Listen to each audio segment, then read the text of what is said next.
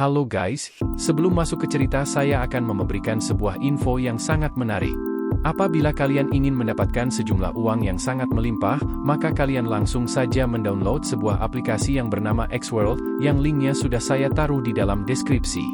Dan jangan lupa kalian juga harus memasukkan kode undangan yang ada di dalam deskripsi, agar kalian bisa mendapatkan sejumlah keuntungan yang sangat berlimpah.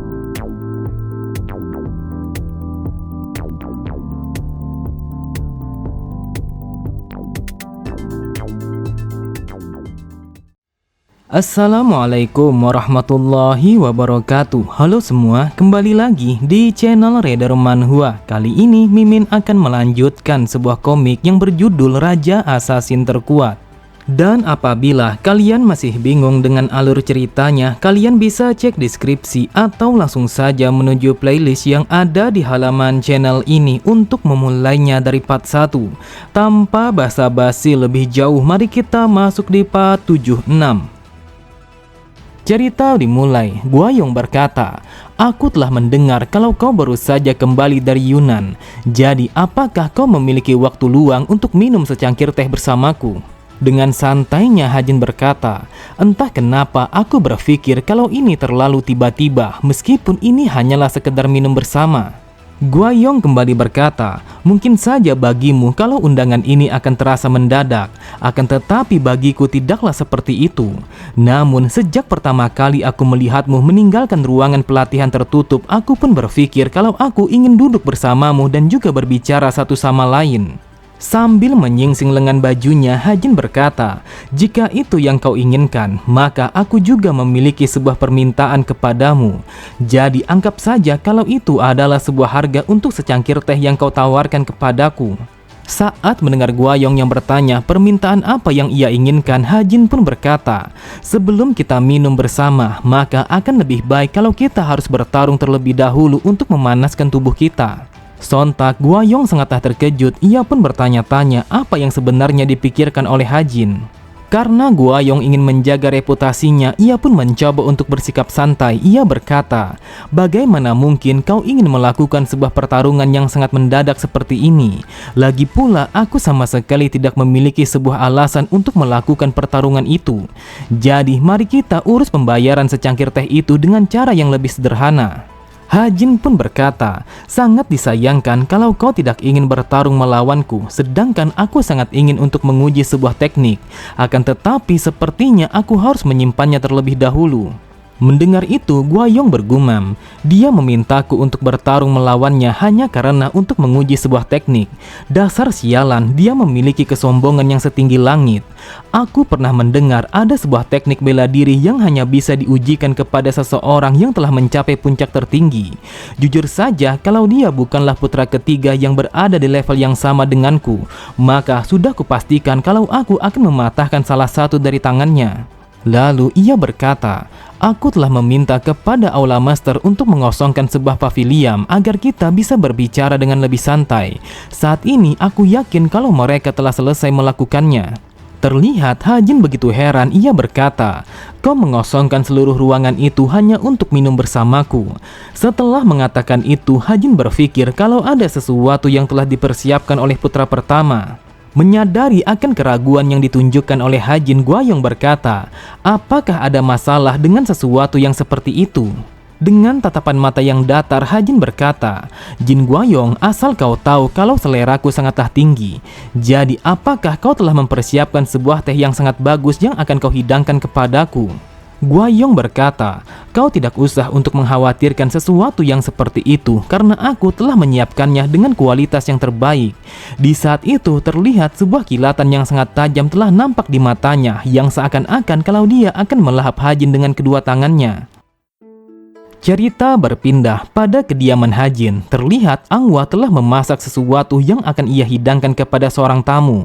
Namun Angwa sangatlah terkejut setelah melihat Reon yang berlari ke arahnya setelah mencium aroma wangi yang berasal dari masakannya.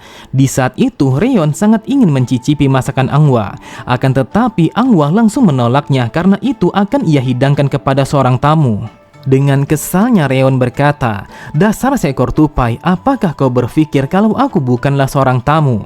Menanggapi ocehannya, Angwa pun berkata, "Apakah kau tidak sadar kalau kau hanyalah salah satu dari bawahan tuan muda ketiga? Jadi kau bukanlah seorang tamu, melainkan hanyalah anak buah." Di saat itu, Reon sangatlah marah kepada Angwa. Namun, dengan sangat cepat, Ma Dongpil langsung menahannya dan membawanya untuk pergi meninggalkan ruangan itu. Sesampainya di luar ruangan Angwa, ia pun langsung menarik tangan kanannya dari genggaman Ma Dongpil. Dengan kesalnya ia berkata, "Dasar sialan, apakah kau ingin mati sampai-sampai kau begitu berani menarikku seperti ini?" Akan tetapi Reon sangatlah terkejut ketika mendengar Ma Dongpil yang berkata, "Apakah kau yakin dengan apa yang kau katakan itu, sedangkan seni bela dirimu begitu lemah dan juga cacat?" Sambil menarik bilah pedangnya, Reon berkata, "Sepertinya kau terlalu percaya diri kalau kau akan bisa mengalahkanku. Tapi jika aku pikir kita sama sekali tidak pernah untuk bertarung satu sama lain, jadi aku akan menunjukkan kepadamu kalau di atas langit masih ada langit yang lainnya." Tanpa pikir panjang sedikit pun, Ma Dongpil langsung menarik bilah pedangnya yang menandakan kalau dia akan menerima tantangan itu. Cerita kembali, setelah menghilangnya seorang manusia yang sangat berisik, Angwa pun telah menyelesaikan beberapa buah hidangan yang akan ia persiapkan kepada seorang tamu. Ternyata seorang tamu yang dimaksud oleh Angwa adalah Harin yang merupakan anak kedua dari sang pemimpin Istana Es. Setelah menyiapkan makanan itu, Angwa pun meminta kepada Harin untuk menikmati makanannya. Mendengar itu, Harin bergumam, "Setelah terbebas dari penjara Istana Binatang, aku pun langsung dibawa oleh mereka menuju kultus demonik. Mungkin saja saat ini aku adalah seorang tamu bagi tuan muda ketiga. Akan tetapi hal itu bisa berubah kapan saja tergantung bagaimana situasi hatinya. Jadi ada kemungkinan kalau aku akan menjadi tawanan lagi. Oleh sebab itu aku harus tetap waspada karena mungkin saja kalau makanan ini telah dipersiapkan untuk menjebakku." Akan tetapi Harin sangatlah terkejut ketika sepotong daging telah masuk ke dalam mulutnya. Di saat itu ia merasakan kalau makanan yang dihidangkan oleh Angwa sangatlah nikmat. Bahkan tanpa ia sadari, ia pun telah memakan makanan itu dengan sangat lahap, sampai-sampai ia sama sekali tidak menyadari kalau Angwa telah memperhatikannya dengan begitu heran. Dengan mata yang berbinar-binar, Harin pun mengatakan kalau skill memasak yang dimiliki oleh Angwa sangatlah hebat. Kemudian Harin berkata, "Asal kau tahu, aku telah mengunjungi berbagai macam tempat terkenal yang berada pada wilayah utara. Namun aku sama sekali tidak menyangka kalau masakanmu jauh lebih enak daripada masakan mereka." Mendengar pujian itu, Angwa pun hanya tersenyum. Lalu ia berkata, "Wahai nona muda, hal ini adalah sebuah kehormatan setelah mengetahui kalau tamu tuan muda telah menikmati masakanku." Harin bergumam, "Yang aku dengar kalau kultus demonik adalah sebuah tempat perkumpulan bagi semua kejahatan yang ada di dunia ini. Namun aku tidak menyangka semua orang yang ada di sini sangatlah ramah dan juga baik kepadaku. Apakah mungkin kalau apa yang dikatakan oleh mereka tentang kejahatan dan juga kekejaman kultus demonik hanyalah omong kosong? Apakah mungkin kalau mereka hanya ingin menjatuhkan martabat kultus demonik sampai-sampai mereka menyebarkan sebuah rumor yang seperti itu?" Cerita kembali berpindah pada pertemuan Hajin bersama putra pertama. Di saat itu mereka tidak berbicara satu sama lain ketika berjalan menuju pavilion. Sejak dari awal itu adalah sebuah hubungan yang sangat sulit untuk dibicarakan dengan lancar. Awalnya pertarungan di antara para suksesi hanya dilakukan di balik bayang-bayang. Akan tetapi untuk saat ini mereka akan memulainya secara terang-terangan. Mereka adalah saudara yang harus saling membunuh. Jadi mereka harus menekan satu sama lain untuk menjadi yang terbaik. Karena suasananya begitu sunyi, Guayong mencoba untuk memulai pembicaraan dengan mengatakan bahwa putri kelima sama sekali tidak tertarik untuk menjadi sang pewaris selanjutnya. Mendengar itu, Hajin bergumam, bagaimana mungkin dia tanpa ragu membicarakan tentang pewaris sang raja tepat di hadapan saingannya? Apakah mungkin kalau dia menyadari kalau hubungan antara saudara ini sama sekali tidak akan membaik meskipun ia telah mencoba untuk mengakhiri persaingan ini dengan pembicaraan? Guayong kembali berkata, sejak dari dulu Soyun hanya tertarik terhadap seni bela diri. Meskipun bakatnya sangatlah luar biasa, akan tetapi tetap saja dia sama sekali tidak tertarik terhadap kekuasaan. Dia adalah seorang wanita yang sangat dingin seperti batu. Namun aku tidak tahu apa alasannya sampai-sampai hasratnya terhadap seni bela diri tidak akan pudar hingga saat kematiannya. Jujur saja, dulunya aku begitu waspada kepadanya.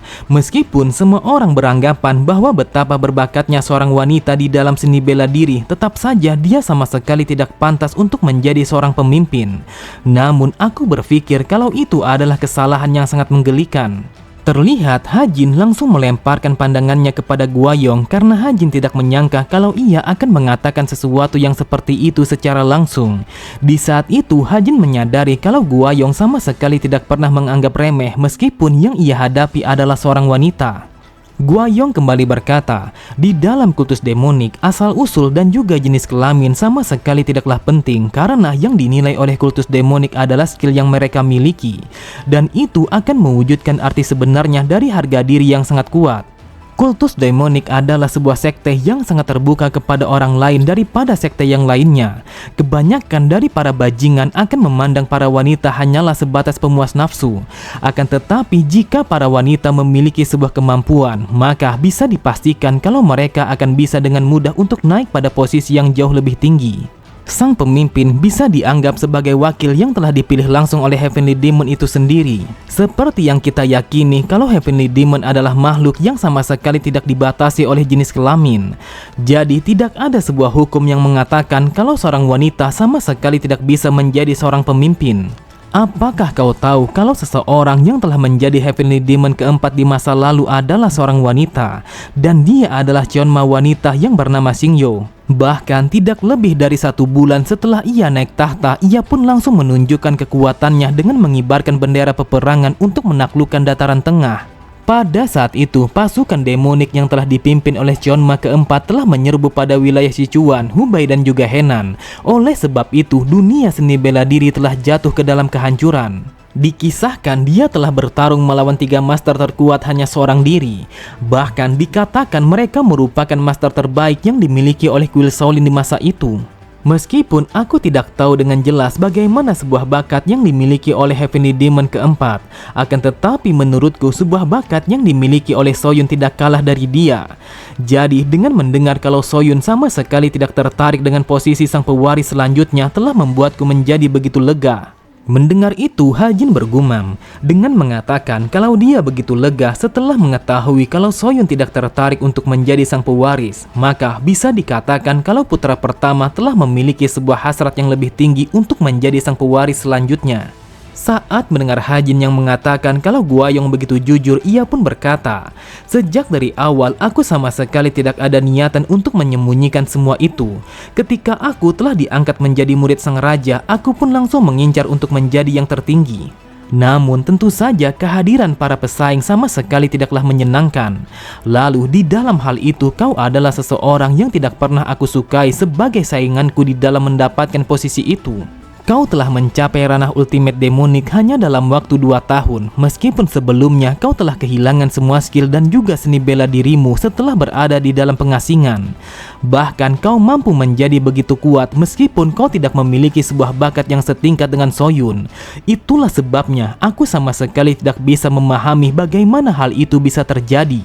Hajin berkata, apakah kau tidak berpikir kalau ranah yang baru saja kau capai itu telah bergantung bagaimana caramu memandang dunia ini? Sebagian dari mereka bisa mendapatkan sebuah pengalaman dan juga wawasan yang hebat hanya dengan berkeliaran di jalanan. Namun ada juga orang-orang yang mendapatkan sebuah kekuatan ketika ia menghadapi situasi di antara hidup dan mati. Mendengar perkataan Hajin, Guayong berkata, apa yang kau katakan memanglah benar. Lantas bagaimana dengan dirimu? Apa yang kau butuhkan untuk menyalakan sebuah api yang ada di dalam dirimu itu? Terlihat Hajin langsung mengepalkan kedua tangannya. Lalu ia berkata, asal kau tahu, selama ini aku selalu saja merasakan api itu. Aku merasa bersemangat pada setiap langkah, setiap tarikan nafas, dan bahkan setiap aku mengunyah sebutir nasi. Kemudian Hajin pun langsung melemparkan pandangannya kepada Guayong. Lalu sambil menyeringai ia kembali berkata, asal kau tahu, hanya memikirkan sebuah alasan mengapa kau memintaku untuk minum bersamamu, maka hal itu sudah membuat energi demonikku langsung bergejolak dengan begitu hebat. Di saat itu Guayong langsung menatap Hajin dengan tatapan mata yang begitu tajam. Ia berkata, sekarang aku mengerti kau ingin melawan seseorang yang telah mencapai ranah ultimate demonik hanya untuk menguji sesuatu. Tidak peduli setinggi apa rasa percaya dirimu, akan tetapi akan sulit untuk mengatakan sesuatu yang seperti itu. Namun bukan berarti kau telah memberikan pandangan rendah kepada orang lain, hanya saja kau tidak tertarik kepada siapapun terkecuali pada perkembangan dirimu sendiri. Jadi tidak akan menjadi masalah siapa lawan yang akan kau hadapi, karena itu hanyalah sebuah pelajaran dan juga batu loncatan untuk menuju sesuatu yang jauh lebih tinggi. Di saat itu, Hajin telah merasakan sebuah rangsangan yang begitu kuat yang berada di kepalanya. Lalu ia bergumam, "Yang aku rasakan kalau dia telah memutuskan untuk membunuhku sebagai saingannya." Bahkan yang aku lihat kalau senyuman tunggal yang terukir di wajahnya telah menunjukkan tentang keputusan itu. Namun satu hal yang pasti, hanya dengan mendengar kata-katanya sudah menunjukkan kalau dia adalah seseorang yang sangat berbahaya. Hajin berkata, "Sebenarnya aku sama sekali tidak keberatan apabila kita pergi menuju pavilion. Namun aku sangatlah penasaran persiapan apa yang telah kau buat untuk menghancurkanku. Akan tetapi aku memiliki seseorang yang bergantung kepadaku. Jadi aku tidak bisa membiarkan rasa gemarku terhadap mara bahaya akan menjadi tak terkendali. Jika saja Ma Dongpil telah berada di sekitarku, maka sudah pasti aku akan melakukannya. Namun karena dia begitu sibuk, maka mau tidak mau aku harus mengundang seseorang untuk bergabung bersama kita." Mendengar itu, Guayong bertanya siapa sebenarnya seseorang yang telah dipanggil oleh Hajin untuk mengikuti pertemuan mereka. Dengan santainya Hajin berkata, "Dia adalah seseorang yang sama sekali tidak menyukai apabila kita melakukan sebuah pertarungan." Seketika itu juga, Guayong langsung memalingkan pandangannya ke arah belakang setelah merasakan kehadiran seseorang yang munculnya secara tiba-tiba.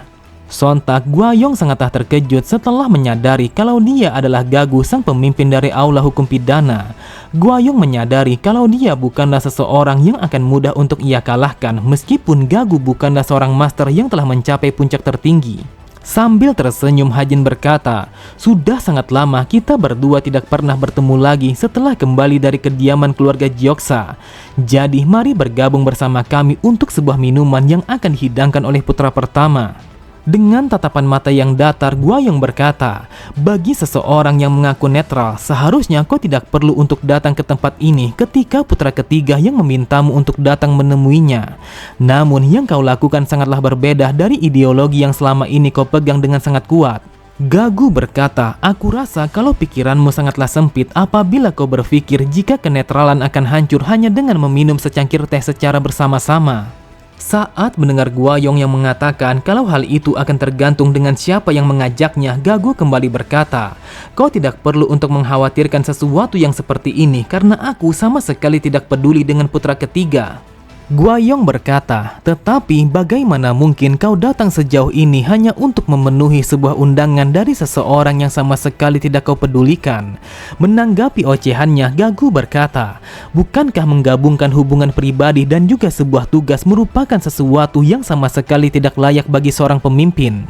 Pada sisi yang lain, melihat ketegangan itu, Hajin bergumam, "Aku berpikir ada sesuatu di antara mereka berdua yang sama sekali tidak aku ketahui karena yang aku lihat ada sebuah emosi di dalam percakapan ini. Meskipun aku tidak yakin, namun dengan mengundang sang pemimpin Aula Hukum Pidana adalah pilihan yang tepat." Kemudian Guayong langsung melemparkan pandangannya kepada Hajin. Ia berkata, "Instingmu sangatlah tajam karena aku tidak menyangka kalau kau telah memanggil orang ini untuk bergabung bersama kita." Namun Guayong langsung mengerutkan kedua keningnya saat mendengar Hajin yang mengatakan kalau instingnya sangatlah sensitif. Di saat itu Guayong menyadari kalau Hajin telah berani untuk mempermainkannya. Sambil berpaling meninggalkan mereka berdua, Guayong mengatakan kalau dia akan membatalkan perjamuan itu karena dia sama sekali tidak tertarik untuk minum bersama Gagu. Hajin bergumam, "Aku tahu apa yang dipikirkan oleh Guayong, namun akan sangat bodoh untuk berjudi ketika kau tidak tahu kalau polanya sangatlah mengancam." Tepat di sampingnya, Gagu berkata, "Wahai Tuan Muda, lebih baik kau berhati-hati terhadap Tuan Muda pertama. Dia tidak hanya seekor naga, akan tetapi dia adalah demonic dragon yang dirasuki oleh iblis. Dia adalah seseorang yang jauh lebih baik daripada siapapun, akan tetapi dia sama sekali tidak peduli dengan cara dan juga sebuah metode untuk mencapai tujuannya." Mendengar itu, Hajin berkata, "Bukankah kita semua telah memiliki sifat yang sama untuk mencapai sesuatu yang kita inginkan?" Namun Hajin begitu heran saat mendengar Gagu yang melanjutkan kata-katanya.